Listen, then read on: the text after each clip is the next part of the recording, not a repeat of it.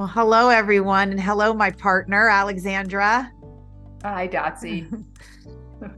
Coming up in this episode, we dug into self-compassion, self-love, and self-care. And it was a very wonderful conversation with the guests that we have on today. And it was making me think a lot about you and the challenges of what you're going through right now with your mom and all of the mixed bags of feelings that you're experiencing, the sadness and the hurt, the pain, some joy, I'm sure, because you're Alexandra and you're finding those moments. But how are you applying what you said to me, thought was a little woo-woo, self-compassion, self-love, but you're really finding that it's quite important in this journey that you're on? Yeah, I used to hear people talk about self-compassion, and I would think, what does that mean? And then, when I was researching KiKi, our guest, I realized, oh my gosh, she's really right. It's really important if you want to make changes and move forward in your life for other people and for the future. You have to be in the present now and have self-compassion for yourself. And I guess I'm learning that because my mom, I've shared on this podcast that Ian and I moved to take care of her. And I knew it was sort of the honeymoon period because she was pretty independent. And then a couple of weeks ago, she got very confused when she drove to the drugstore and she forgot that she'd driven there and she'd walked, and then she fell and the police had to come. And so we had to have like a family thing about taking the keys away from her because we were so worried about her driving because of her confusion. And she was just really she was frantic about it because it's a big step, losing your independence. And I was frantic because I couldn't stand to see her in such pain. And I felt like I was such this bad person I knew I had to because of what could happen. But at the same time, just seeing that desperation of her begging us not to. And we rolled. So there's a couple things I learned. One is that I was weeping in the car and I thought, okay, I think I need help. And normally I'm not somebody, because I was alone. Ian was out of town taking care of his mother, ironically. So I thought, I wrote to some friends of mine who are my age, and I said, has anyone dealt with this? And my friend Val answered, and I said, can you talk? And she said, yes. And so I got such great advice from her. And one of them was to roll it out slow and not say, we're taking the car keys away forever, but just say, for the next week, let's try it. And then eventually mom would get used to it. And that was just such a game changer for me. So reaching out was something that was so helpful. And she really said, stay in the present, don't catastrophize, don't look in the future too much, and really hear her out. Don't argue with her, just hear her pain. And so I did that, and it really helped. And then a couple days later, something happened that just made it all moot and not important anymore, was that my mom fell and broke her arm. And now she needs 24/7 care because she can't even get up out of a chair, or she can't really move around very much. I was just stunned at how difficult it is because she doesn't sleep at all. And I realized that if I was going to be a good caretaker, I needed to take care of myself too. And so I asked for help again. My sister drove up right away, and my husband came home early. His mother was doing much better. And we realized after a few days, we also needed to get a caretaker, somebody to stay with her at night, because we just couldn't function being with her 24/7. And I just feel blessed that I'm able to do that, because a lot of people aren't. But then the other ingredient was carving out time to work out. And I realized that's so important to me. And my family jokes because I always want to, is Alexandra going to get her workout in? Because it's like some people want coffee. I want to work out to start a good day. Some people need a shower. We all need different things for balance. And I realized how important that was. All I need is an hour, and then I'm good. I'm good for the rest of the day. Throw anything you want at me. And so we figured out a way to get that for me, take care of my mom, and Ian also getting what he needs, which is also, he's like me, likes a workout. So we spell each other, and he'll go and work out and I'll take care of mom. And then when I need to work out, he comes and takes care of her. And so, yeah, it was crucial. I don't think it's so woo anymore. I think it's crucial. Yeah. There's a lot of people can glean from you sharing that. And you said something to me on text that life is feeling really small right now. As you're hyper zoned in, your lens, right, is just hyper focused on mom. And when you said that, I had the reaction of, but this is literally the beauty of the fiber of existence and life, right? Like, this is the real good, you know what I'm going to say, shit that truly matters, right?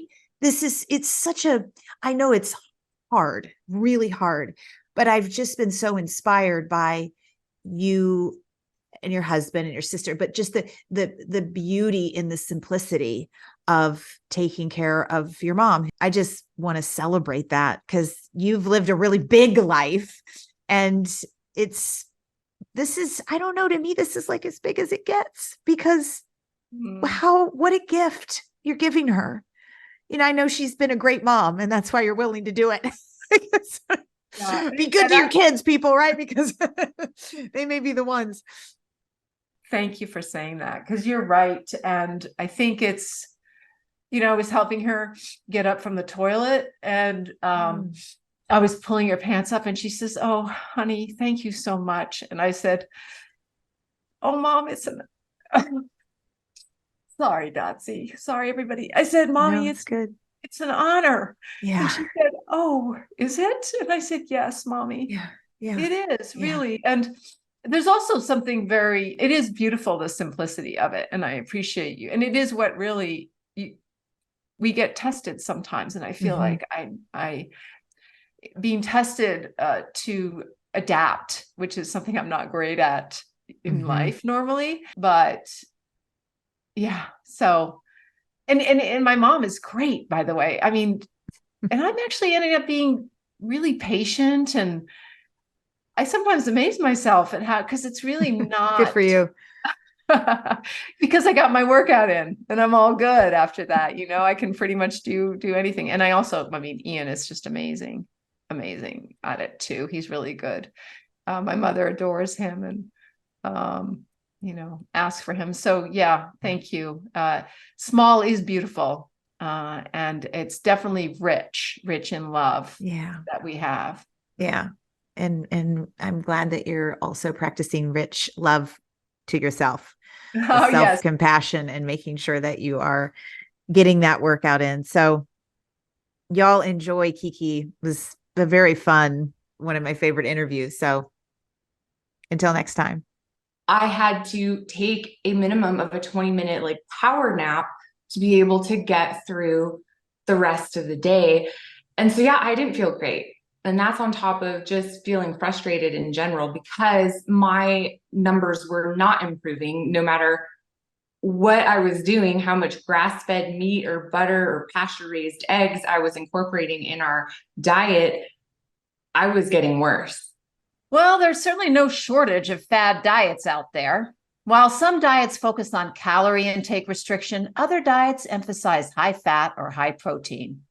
Our guest today, KiKi Nelson, also known as Plantiful KiKi, has tried her fair share of them without any long-term success. It wasn't until she faced more serious health issues that KiKi decided to take one last chance with a high-carbohydrate, low-fat, plant-based diet.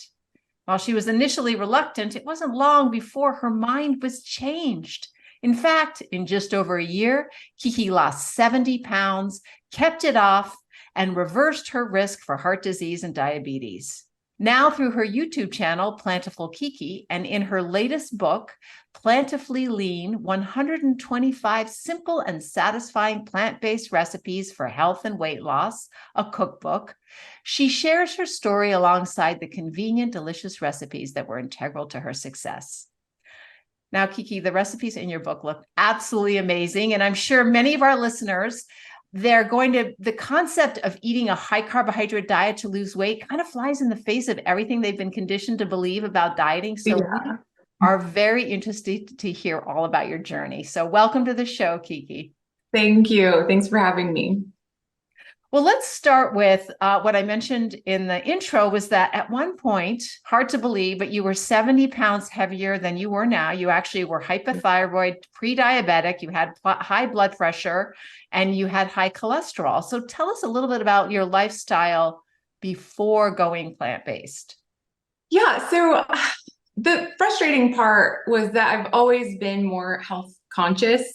I've always, tried to eat better, eat more responsibly, and I just clearly had no idea how to do it. So, before switching to a plant-based diet, I did partake in the standard American diet, the Taco Bell runs and Wendy's and pizza, but we tried to keep that to like just the weekend because we wanted to eat healthier during the week. I wanted to make sure my kids were getting, fruits and vegetables and grass-fed beef and wild-caught salmon.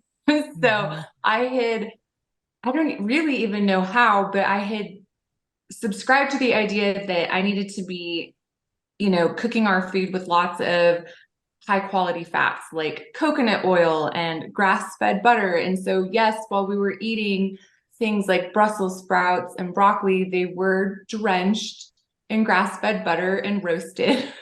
So it was no surprise to why I struggled to ever lose weight or be able to keep it off. So, yeah. So I just, we ate everything. We had cheese and meat and we'd eat a little milk. I loved sour cream.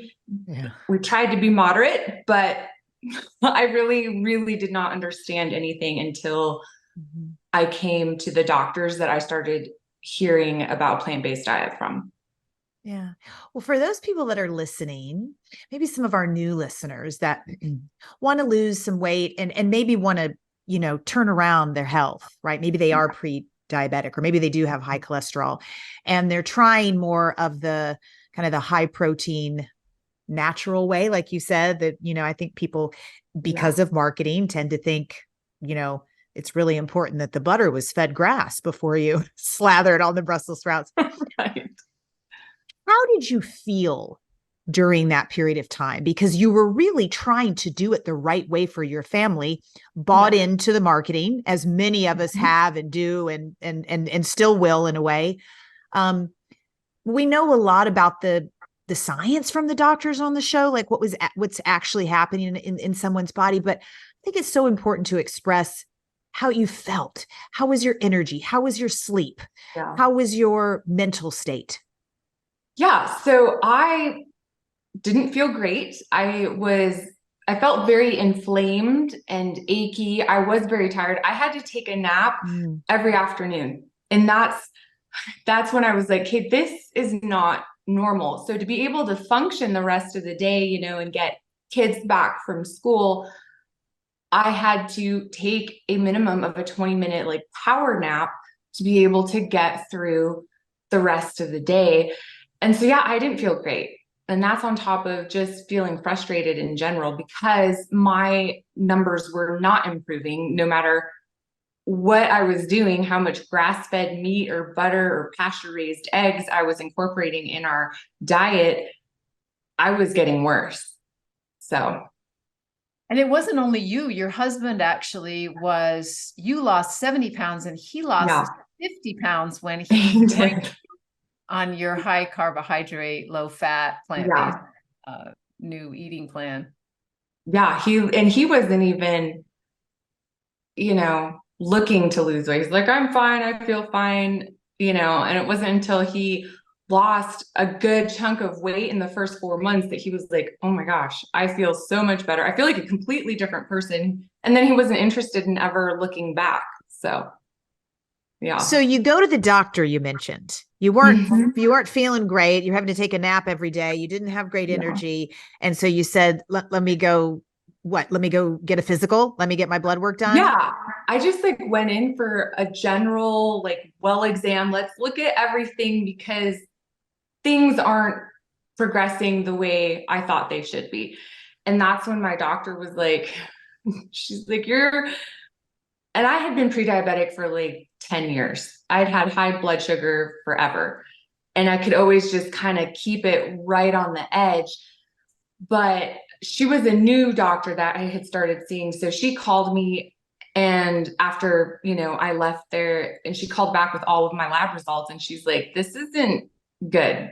She's like, you need to lose 30 to 40 pounds now, which was a huge number. I struggled to lose 5 pounds. Even at that weight, I really struggled to lose weight. And so she said, I needed to lose that weight, and I needed to change the way I was eating because my blood sugar was not getting better. And my cholesterol was high, my triglycerides were high, my blood pressure was high. So I knew something needed to change, but I didn't know what to do. Because I was exercising. I was going to like CrossFit, that overweight, which is horrendously difficult on your body. Yep. I didn't, I felt defeated. You mentioned that you started reading doctors. One of the books was Dr. McDougall's book about eating a very high starch diet. A lot of people with high blood sugar would think, oh no, I shouldn't be doing that. That's the exact opposite of what I should be doing. Yeah. So a friend of mine who I hadn't talked to, and I still only talk to her like once a year, one of those friends that you just once a year, once every 2 years, they're like, oh, and you catch up. So I had been catching up with her and just venting how frustrated I was. And she had lost 40 pounds, come to find out, after following Dr. McDougall's advice. And so she didn't tell me he was promoting a plant-based diet or anything like that. She just said, check out this doctor who helps people reverse diabetes and lose weight from eating potatoes. And I just kind of was like, there is no way I can be eating potatoes. But I was out of options. And that's really the only reason I went and picked up the book. Otherwise, I wouldn't have even given it a thought. But I had exhausted my options. So I went, picked up the book, read it in a day, and I owe him my life. I really do. Like, it changed my entire life. Yeah. Have you ever met him? Only over Zoom. I've never met him in person, but he introduced me to Dr. Neil Barnard, who is he cemented for me the understanding of carbs don't give you diabetes. Sugar does not give you diabetes. Right. It was listening to all of his lectures and reading his books that I was like, really for the first time understood it was all the facts. So, yeah. So you read Dr. McDougall's book in a day. Yeah. And what are the top 3 things that you remember from reading it that you go, oh my gosh, okay, I'm going to put this in and take this out, or I'm going to do what? What were they? Yeah. So the biggest takeaways are high protein just means high fat when you're eating, so I had to remove the animal products, which was all, the majority of the fat in my diet was coming from milk, eggs, butter, cheese, and steak, and, all the meat. So that was the number one, get the high fat animal products out of my life, bump up the carbohydrates, because I had been trying to do low carb for 10 years unsuccessfully.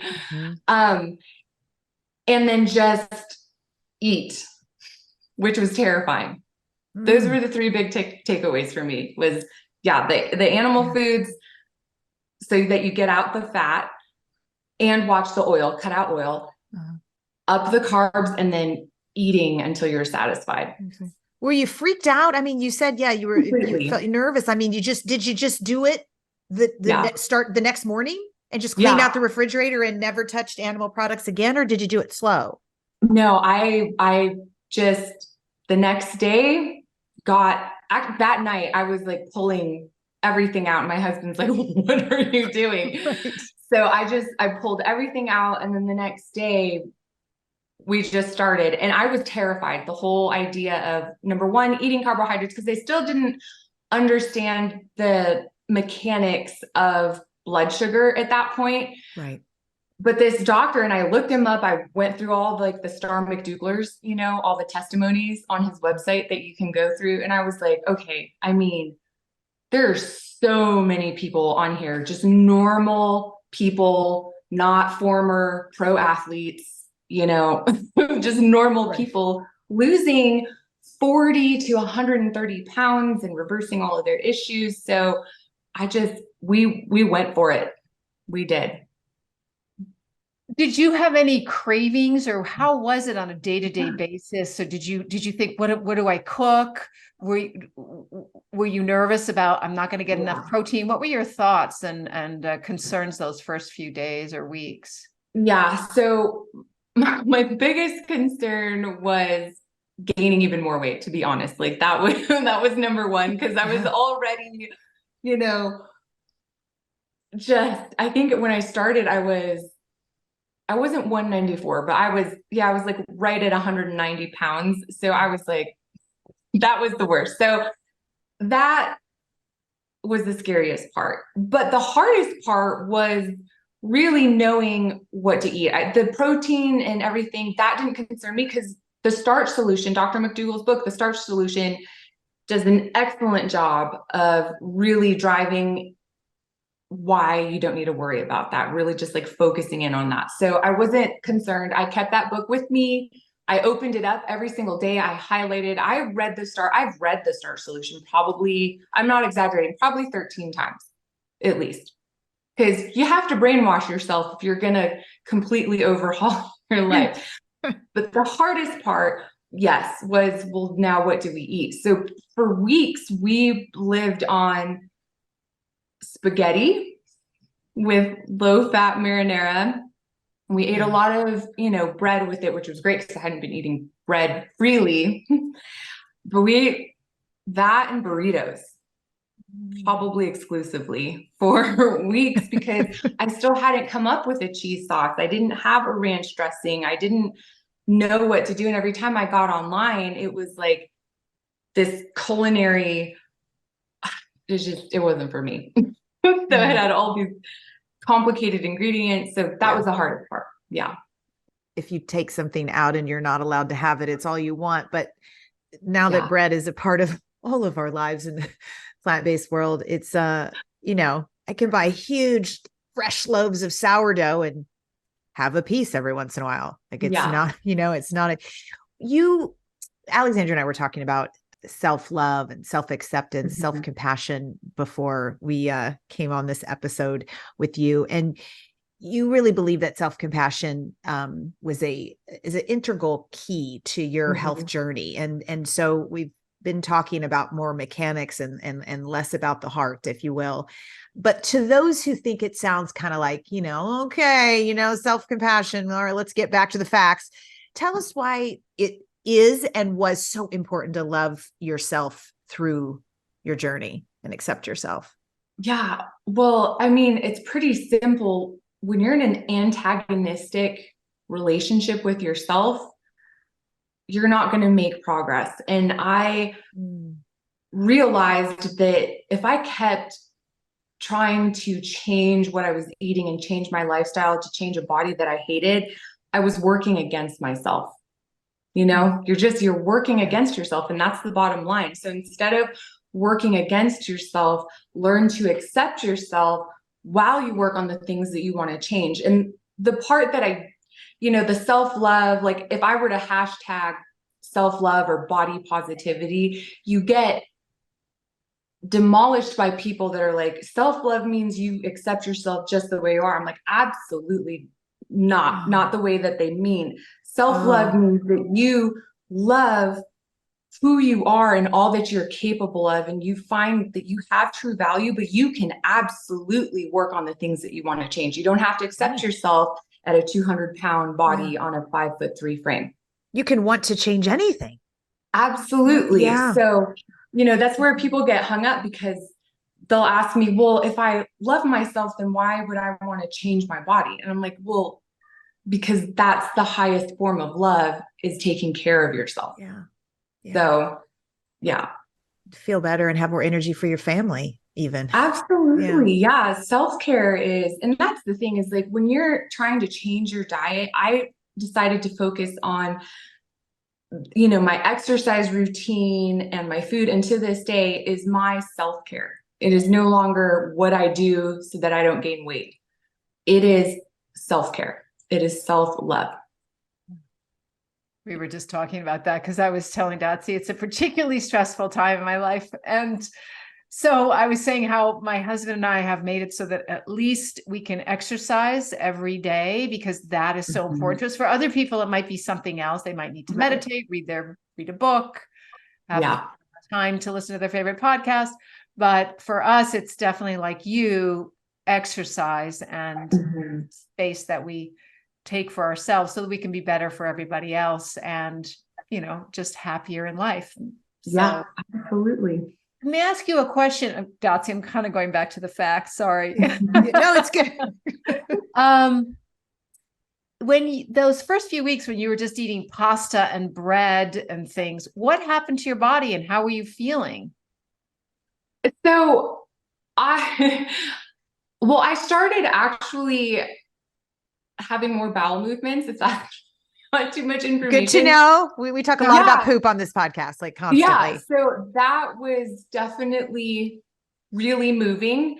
But I started just feeling more grounded. I don't know if that makes sense. I didn't feel, I think my body was just so worn out that I was feeling frazzled and not even knowing it. And I just started feeling like my nervous system settling down, and I was sleeping better. Like, this happened so fast. It was like in the first 2 weeks, I had lost almost 10 pounds, which is obviously not all fat. It's a lot of other things, inflammation and bowel movements helping with that.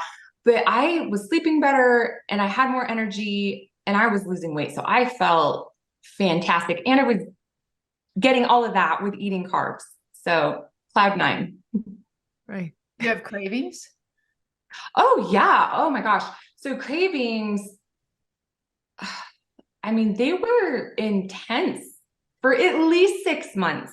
You go through, it's an emotional transition. You go through really lamenting and missing things, and then feeling like you're missing out. No, I'm never going to enjoy food again. And so it's really a mental game, but I really held on to what I heard Dr. McDougall say several times in lectures, was that, when you crave something else, remind yourself that that's not food, that hurts you.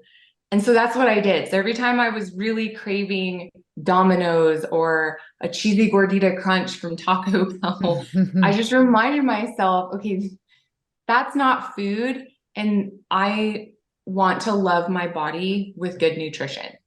So, it's a process, and it's almost more mental than it is anything else. And so you really got to be prepared for that and get your mind right in self-love, get grounded in your goals for self-love, and be aware of the cravings, the thoughts, the emotions, and how you're going to handle them.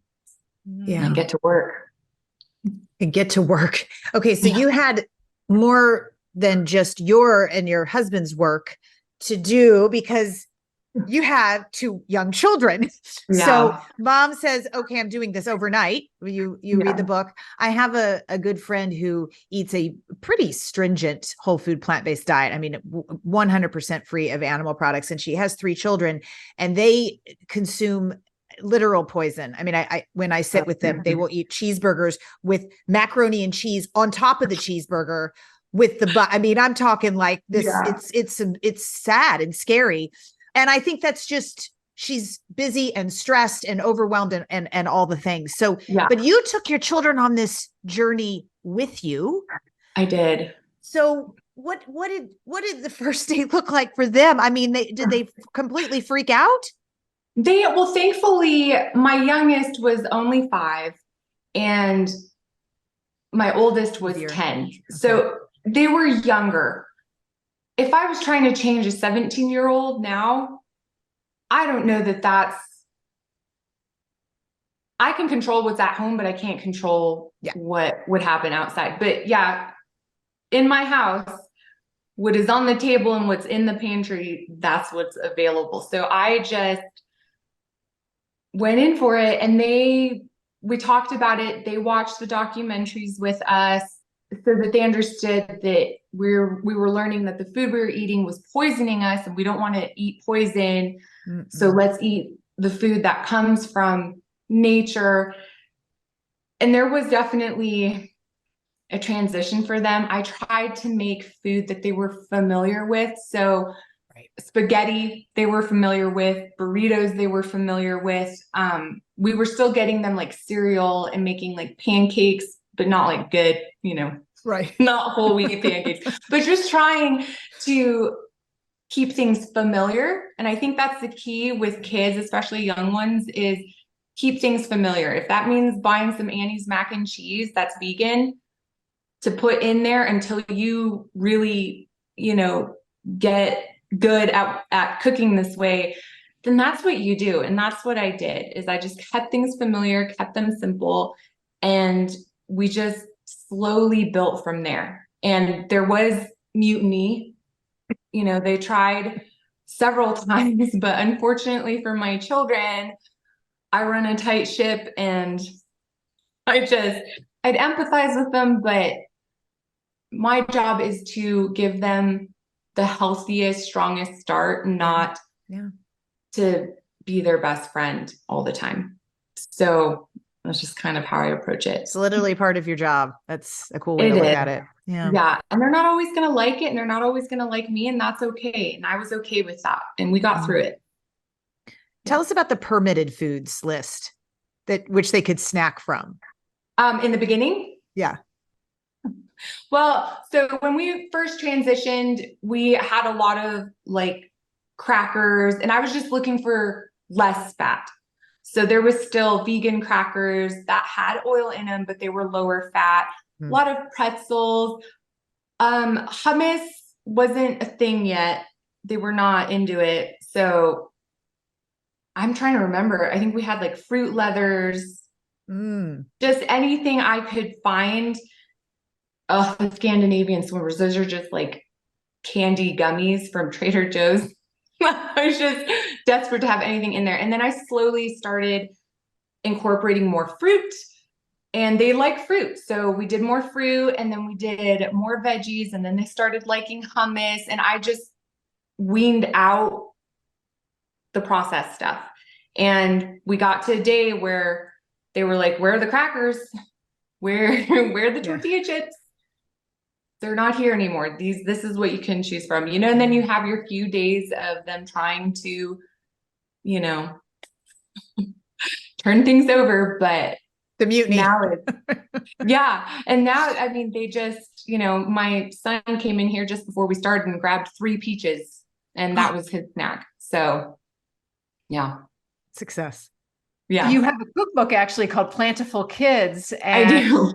Because one of your kids is a picky eater, and on your website you give tips, and I'm sure they're in the book too, on how parents can open children's minds to more foods. Can you share? I think there were maybe 7 of them on your site, but can you share a few of them with folks who are listening, going, "Oh my gosh, I want to be a parent like KiKi"? The best thing you can do is make it fun. Don't take it too seriously, and don't let your feelings get hurt when your kids make faces and don't like what you've put in front of them. Like, who cares? They'll get used to it. So just, be prepared for that. The other thing is get them involved in pizza night, and put all the toppings that they want out in front of them. Well, and there's going to be a lot of toppings that they don't want, but you put everything in front of them, and then it's up to them what they want to put on their pizza. And when we first started, my daughter just wanted the bread, just the pizza baked with not even marinara on it. Like that's because, and this child wants autonomy. So we went with it, you know, and we just kept doing it, and she kept seeing everybody. And so then it went from, okay, well, I'll have a little sauce and I'll put a little pineapple on it. You know, I thought this kid was never going to be a good eater. And it took a while, but now she loves everything. So get them involved. If you can grow a little garden or in pots, grow some lettuce, grow tomato, helping them understand where their food comes from and giving them a connection to their food is really fun. Take them to the grocery store, the farmers markets, you know, and give them a basket and tell them to go choose, you know, some fruits and vegetables that they want to try or think they would enjoy. And so we did that a lot. We would go, we have like farmers market style grocery stores here. So a lot of like in-season food.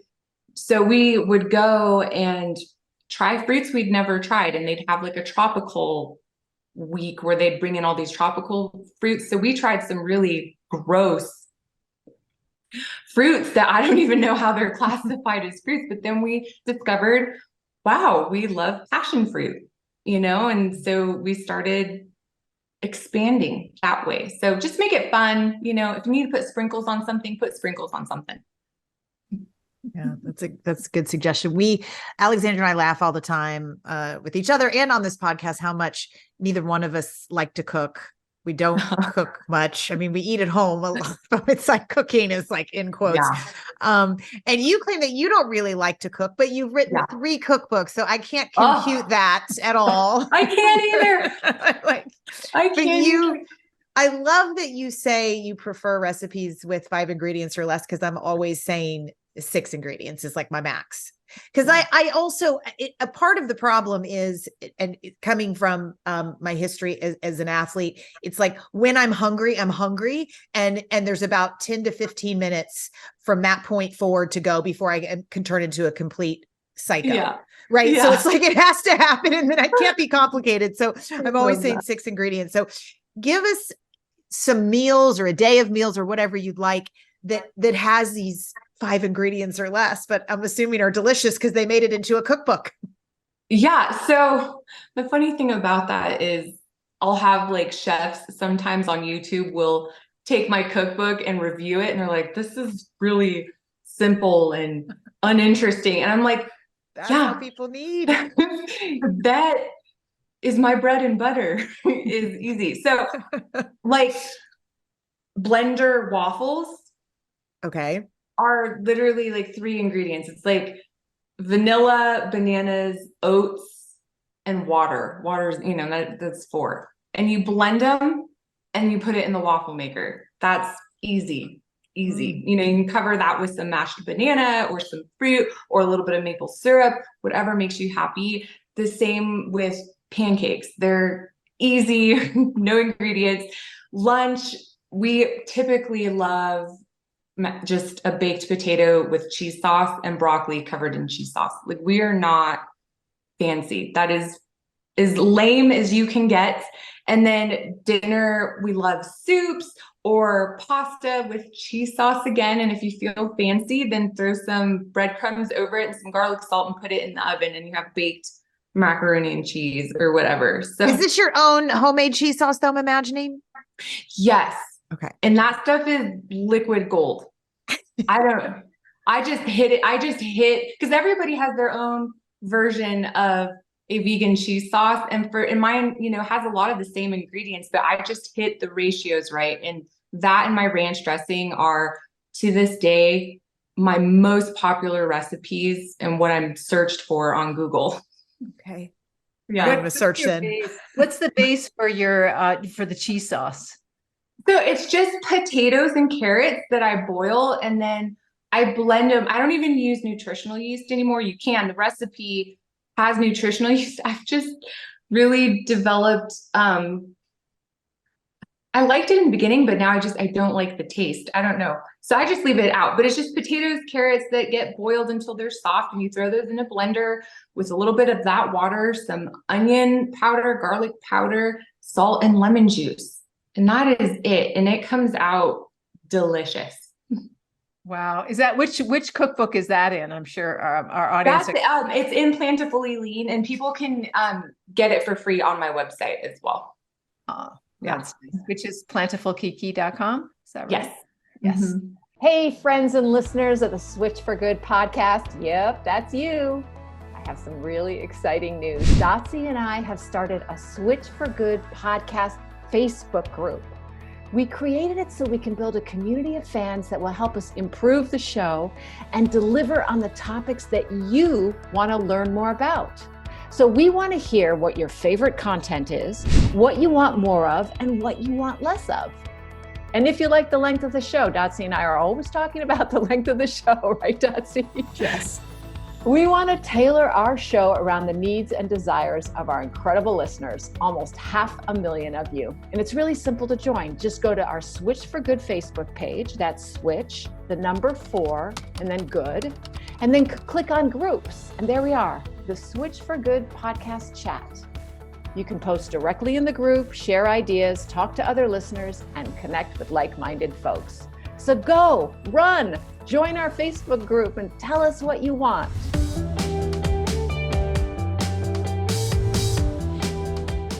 So Dotsie mentioned how when she's hungry, she wants it fast. And you talk about meal prep and how important that is. So give us some why it's important and some tips on meal prep for folks if they want to make it easy and fast. Yeah. So I like the saying that if you fail to prepare, then you prepare to fail. So you have to be ready for the week, because you're always going to be busier than you think you are. And you're always going to be more tired at the end of the day than you think you are. So really simple. I say, if you can only prepare 2 things, make sure you have rice made and make sure you have potatoes made. That's 1. That counts as 1. So have your starches made. The second one is have your sauces made. So every week at a minimum, I make my potatoes and my rice and my cheese sauce and my ranch. That way, during the week, if I do nothing else, I can mix beans and salsa in with my rice and some fajita veggies and top that with cheese sauce, and I have a burrito bowl. Easy. Or I can cover my potatoes with broccoli and cheese sauce, and then I have like baked potato bar type style, and ranch. What is ranch not good on? I put it on my baked potato. So, yeah. Now, do people say, well, wait, how can you raise kids on this kind of diet? They're not getting all their nutrients. What do you tell them? I actually don't get that a whole lot. So I mostly get people just excited that there may be a way to lose weight eating carbohydrates that they just move right into. So I really don't encounter that. You always hear, how do you get enough protein? And I just always refer people to, Dr. Neil Barnard's Instagram and YouTube channel. I refer them to Dr. McDougall, because then they're hearing from doctors, rather than me saying, you get enough. You get enough. But let's break it down just a little bit, because protein is a macronutrient, and you would die without it. It's clearly important. Yeah. And from your recipes so far, the 5 ingredients or less are delicious, but they're lacking. I mean, it's very, very, very low protein. What do you do for the kiddos to stuff the protein in there? Are you stuffing beans and putting them in the cheese sauce do they like beans? They like tofu, they like tempeh? What are they eating protein wise? So my kids love refried beans that we make at home, or even just like the fat-free canned ones that I get from the grocery store.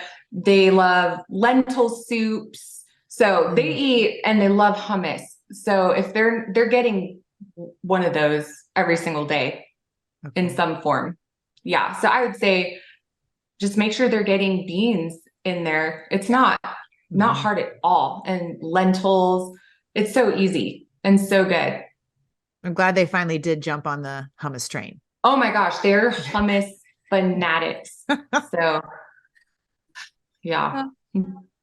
In your book, Plantifully Lean, you explain the theory of calorie density and why you can eat so much and yet still lose weight. Mm-hmm. So can you share what you explain about calorie density and why you're able to lose 70 pounds in just over a year eating without feeling deprived? Yeah. So calorie density is basically, and the simplest way to explain it is you're just focusing on consuming foods that are big in bulk, have tons of fiber and water in them. And that's your non-starchy vegetables, that's fruit, and then you have your starches. These foods are all the lowest in calories per pound. So what's happening is you're filling your stomach with all of these heavy, nutritious, bulky foods. So you're filling up, but these foods have the lowest calories of all the foods out there. So you're getting to eat more food for less calories, but you're full. And all you're doing is creating a calorie deficit without measuring your food to create that calorie deficit. It's that simple. You're just eating real food, and turns out real food is super filling, super nutritious, and super low in calories. Mm-hmm. Yeah. And you can eat a lot. It's like, what diet? I mean, it's not a diet now for you, but it started that way, and it does start that way for other people too. And it's like, I've heard people say, oh my gosh, it's just too much food. And you're like, what? Is that a bad thing? No. Right? Yeah. You're on a diet and you're eating like plentiful, your eyes and your mouth are watering because you can see all of these delicious colors and a lot of different flavors, but it's bulky, right? It is. Yeah. Yeah.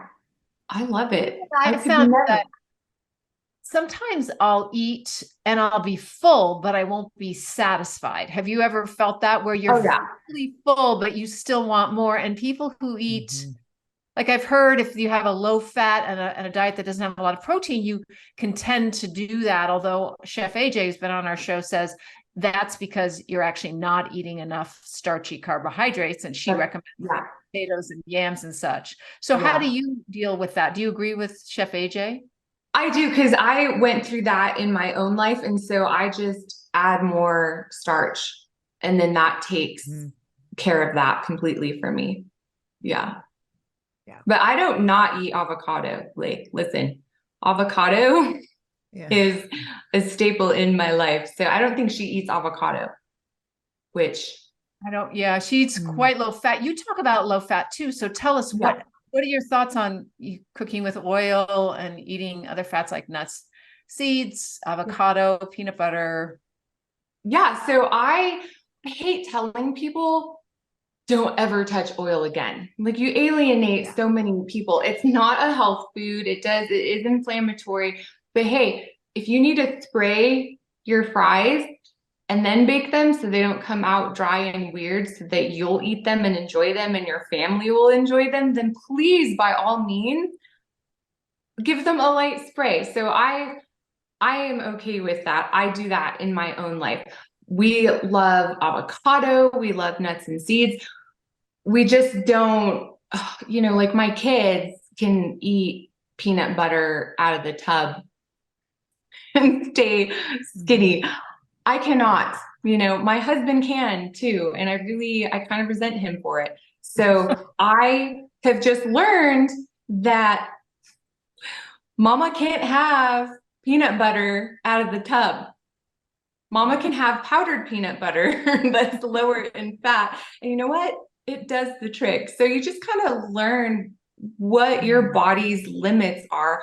My body does fine with avocado. Like, I don't gain weight eating ample amounts of avocado. I do think it's important to get nuts and seeds. I like to put hemp seeds and flax seeds in my children's smoothies and my smoothies. They have lots of omega-3s. So I think it's important to get all of that.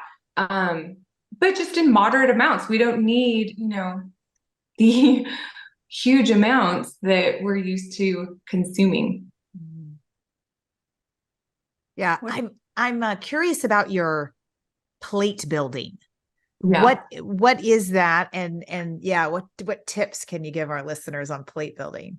Yeah. So the easiest way to think about the plate building method is just a really easy way of reducing your calories for your meal without reducing the volume of food that you get to eat. So if I have a plate full of pasta and sauce and it's 800 calories, what I'm going to do is I'm going to remove half of that. So now I only have 400 calories of pasta and sauce, and I'm going to replace that half that I took away with steamed broccoli, which let's call it 100 calories. So now I'm still eating this enormous plate of food for 500 calories versus 800 calories.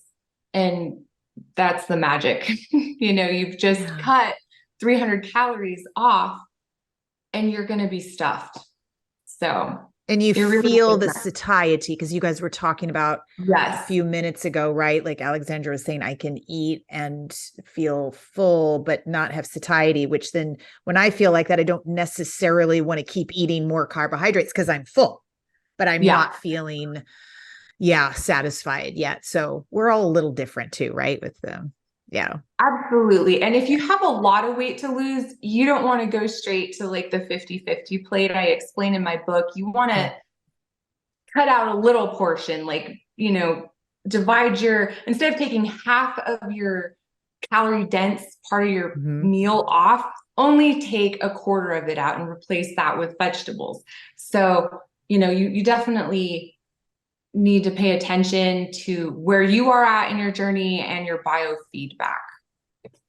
So that's incredibly, incredibly important, right? Like listen to, your body, and listen to your mind, and listen to your emotions, and practice the self-care and make tweaks based on you, because that is one thing that we must remember, that we are all uniquely our own human, every single one of us. So what exactly works for Chef AJ, not necessarily going to can work for, but I'm definitely in the camp of, I need some good fats every day, or I can only eat so much kale, and I eat a lot of kale, but I need that satiety. And if I'm craving it, then I'll have a big handful of pistachios or whatever it is. Yeah. Yeah. Okay. For sure. And I think go ahead. No, you are more important. You go ahead. Oh no, I was just going to say, what feels restrictive to one person is freeing to another. And so that's why I don't like telling people you can never have this and you can never have that. To me, it's like, let's just do better eating. Let's just eat more fruits and vegetables. Let's reduce the fat, but still, you have to, like you guys said, like you have to listen to yourself, what emotionally pleases you in a healthy way, and go with that. And that's why I've been successful long-term, is I found that balance for myself. Swearing off all oil forever and nuts and seeds and avocados is not a way of life for me. So, and I knew that from the beginning. And it's a good way to end up quitting, because that's why the diet industry, the very restrictive diet industry with the very specific set of rules, is also an $80 billion a year supplement industry, because but if you're not so restrictive, like we were talking about earlier, and that pretty much, everything, or not pretty much everything is up for grabs, then you can have it, then it's that's how the brain works, right? Then you're not like craving it and freaking out because you haven't had it. It's like, have a little bit, and then I like that a lot. I like that balance. What's your treat, KiKi? What is something that you go to? You mentioned how when you first came on this journey, you had some cravings for cheese, different cheese meals. So what do you go to now for like your favorite treat?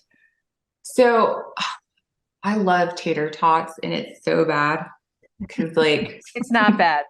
It's like except I don't know, how much do you love them? I love tater tots. So I actually had quite a bit of tater tots last week. So I love tater tots. And those hurt my stomach because I'm not used to eating fried food. Got it. So, well, that's good that yeah. it hurts your stomach, because then it's good to Well, have but some. see, you would think, so my husband, if he has something that upsets his stomach, he's like, I don't want that again. Me, I'm like, I'm going to give it another shot. It's fine. We're going to see how it goes. Oh, so you live in a beautiful place in Colorado, and your videos show such beautiful home and beautiful landscape around your home and the travels that you do. You talked about homesteading. I had to look it up because I wasn't exactly sure what it meant. Can you tell us about your homesteading? Yeah, so we have ample acreage out here, and so we're building up to try to eat as much as we can just off of our land.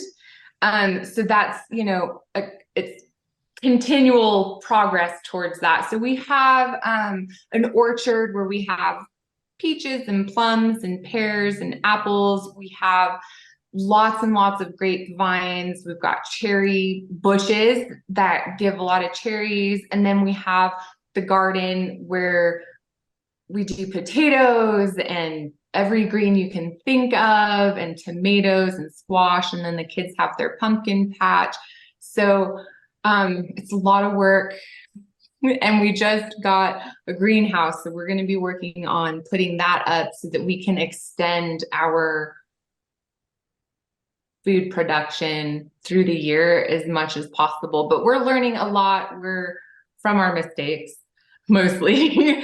So we're learning about preserving, drying leftover fruits and all of that. So it's just fun. I see a book in the future. Oh, Lord.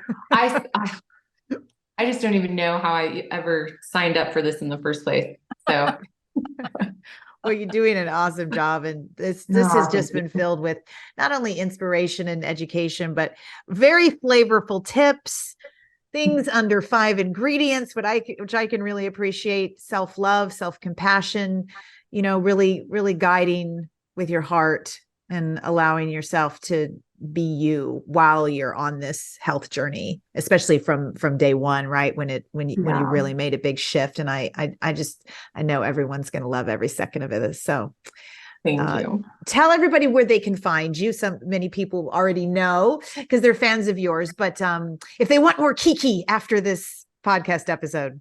Yeah, I think if you want the most KiKi, then you want to follow me on Instagram at Plantable KiKi. So Instagram is really the hub of where everything goes. And then, I try to do more on YouTube, but I have homeschool, so I'm busy. Okay. Homesteading and homeschooling. That's very impressive. So, and writing cookbooks. Yikes. You are super. I know. And finding time for yourself and exercise. Good for you, KiKi. Thank you. You're an inspiration, but also very, very human. And we really appreciate you sharing yourself today. Thank you. Thank you so much. But I'm not feeling, satisfied yet. So we're all a little different too, right? With them.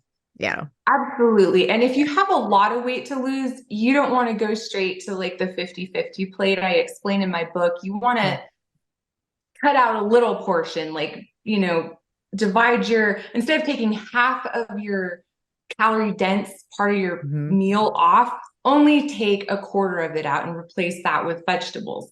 So, you definitely need to pay attention to where you are at in your journey and your biofeedback.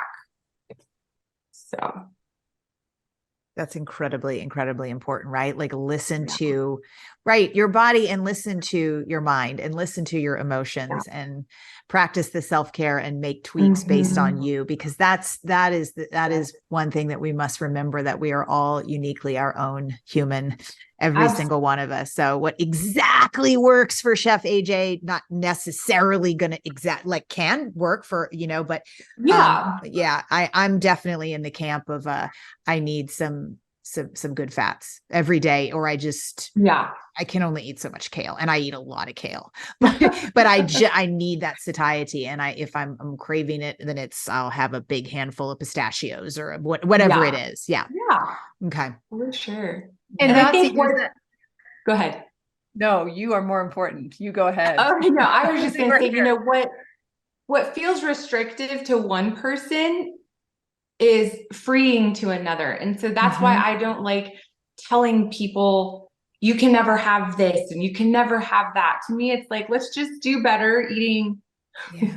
Let's just eat more fruits and vegetables. Let's reduce the fat, but still, you have to, like you guys said, like you have to listen to yourself, what emotionally pleases you in a healthy way, and go with that. And that's why I've been successful long term, is I found that balance for myself. Swearing off all oil forever and nuts and seeds and avocados is not a way of life for me. So, and I knew that from the beginning. And it's a good way to end up quitting, because I mean, that's why the diet industry, the very restrictive diet industry with the very specific set of rules, is also an $80 billion a year supplement industry, because right. But if you're not so restrictive, like we were talking about earlier, and that pretty much, everything, or not pretty much everything is up for grabs, then, you can have it. Then that's how the brain works, right? Then you're not like craving it and freaking out because you haven't had it. Yeah. It's like, have a little bit. And then, I like that a lot. I like that balance. What's your treat, KiKi? What is something that you go to? You mentioned how when you first came on this journey, you had some cravings for cheese, different cheese meals. So what do you go to now for like your favorite treat? So I love tater tots, and it's so bad because like it's not bad. It's like self-love, acceptance. I don't know, how much do you love them? I mean, I love tater tots. So I actually had quite a bit of tater tots last week. So I love tater tots. And those hurt my stomach because I'm not used to eating fried food. Got it. So, well, that's good that it hurts your stomach, because then it's good to have something. See, you would think, so my husband, if he has something that upsets his stomach, he's like, I don't want that again. Me, I'm like, I'm going to give it another shot. It's fine. We're going to see how it goes. So you live in a beautiful place in Colorado, and your videos show such beautiful home and beautiful landscape around your home and the travels that you do. You talked about homesteading. I had to look it up because I wasn't exactly sure what it meant. Can you tell us about your homesteading?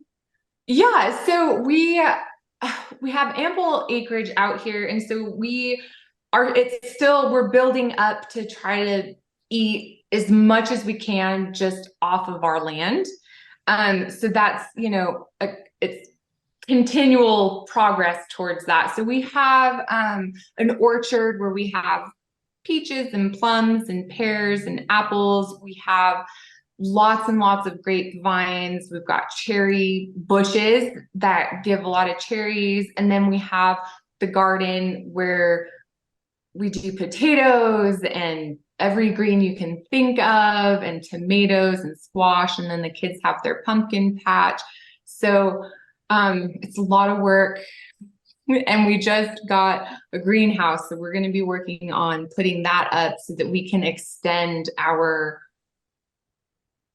food production through the year as much as possible. But we're learning a lot. We're from our mistakes mostly. So we're learning about preserving, drying leftover fruits and all of that. So it's just fun. I see a book in the future. Oh Lord, I just don't even know how I ever signed up for this in the first place. So, well, you're doing an awesome job, and this has just been filled with not only inspiration and education, but very flavorful tips, things under 5 ingredients, which I can really appreciate: self-love, self-compassion. Really, really guiding with your heart and allowing yourself to be you while you're on this health journey, especially from day one, right? When you really made a big shift. And I know everyone's going to love every second of it. So thank you. Tell everybody where they can find you. Many people already know because they're fans of yours, but if they want more KiKi after this podcast episode. Yeah, I think if you want the most KiKi, then you want to follow me on Instagram at Plannable KiKi. So Instagram is really the hub of where everything goes. And then, I try to do more on YouTube, but I have homeschool, so I'm busy. Okay. Homesteading and homeschooling. That's very impressive. So, and writing cookbooks. Yikes. You are super I know. And finding time for yourself and exercise. Good for you, KiKi. Thank you. You're an inspiration, but also very, very human. And we really appreciate you sharing yourself today. Thank you. Thank you so much.